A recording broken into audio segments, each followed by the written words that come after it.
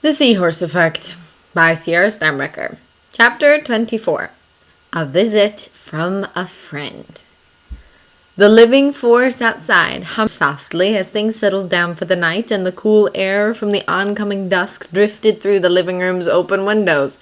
Anakin tried to meditate, the key word being tried. Luke had decided to start his combat training early and seemed to think his bladder made a good opponent. And it didn't help that Leia had woken up and started somersaulting. The sensation had made him throw up once already. Luke delivered another hard kick, and the Jedi finally gave up heading for the bathroom to empty his bladder and hopefully give his son a smaller target. A few minutes later, with his bladder now empty and Luke now kicking his ribs instead, Anakin had just sat back down for another try at meditating when a familiar force presence tickled the edge of his awareness, and he took a moment to focus on it and discern who it was. Anakin froze. Obi-Wan was walking down the path to his house! The knight bolted back onto his feet and had to steady himself with the force for a moment, as because having the twins inside him sometimes hampered his blood flow. But he couldn't think about that right now. Obi-Wan was almost there! Okay, calm down, he told himself. I knew this might happen, so first things first, hide the physical evidence. He erected one of his sight-tricking shields around his very visibly bulging middle, laced heavily with the force illusion of his Jedi robes draped over a flat-toned stomach. Then, with a deep breath, he reached inward, grabbed his force presence, and wrapped it tightly around Luke's and Leia's. I did this before with Padme and she couldn't see a thing. But she's not a master, another more strongly panicking part of him said. It doesn't matter. I've practiced since then. He won't get past the shields. He released his fear into the force, checked the shields one last time, and opened the door. Obi-Wan smiled at him. Hello, Anakin. You seem to be doing well. His eyes ran over the younger man who prayed the shields would hold.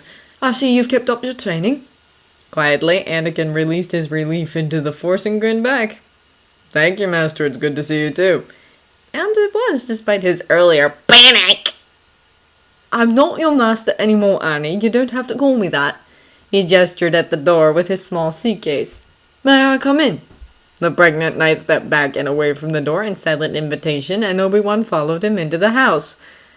Obi-Wan smiled at Anakin's retreating back. He'd been a bit worried when Anakin had decided to go on sabbatical. He'd worried the war was getting to the young man.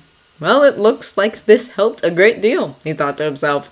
A quick examination of the younger's force presence before he opened the door had shown nervousness, probably about his surprise visit, but the edge of frustration and discontent so long apparent in his force presence had changed. There was a strain of deep love threaded through Anakin's consciousness, though Obi-Wan couldn't quite tell what it was directed toward.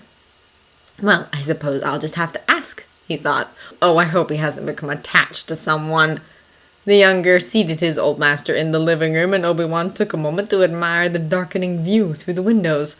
Do you want something to drink or eat? Anakin asked. I doubt you had anything while you were flying. He laughed in an effort to ease his nerves.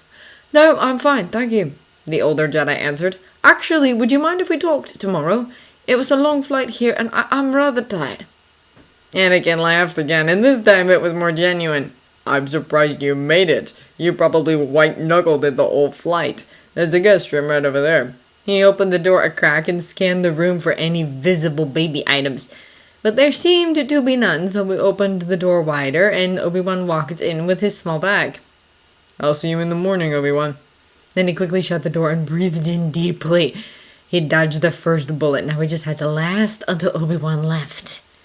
When Obi-Wan woke the next morning, he stretched out with his limbs and his senses, letting the living force from the jungle outside saturate his soul while his muscles stretched and eased.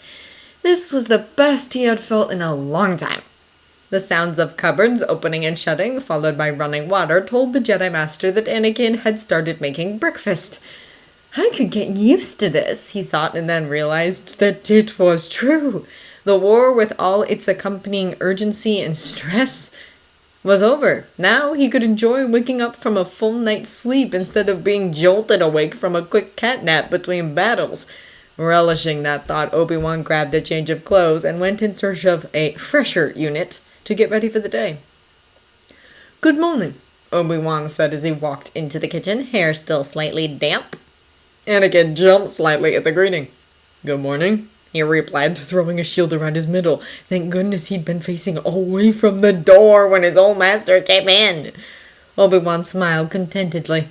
"No need to be so startled, Anakin. I suppose it's different having someone else here after being alone for so long," he conceded as he walked into the main cooking area beside the younger man.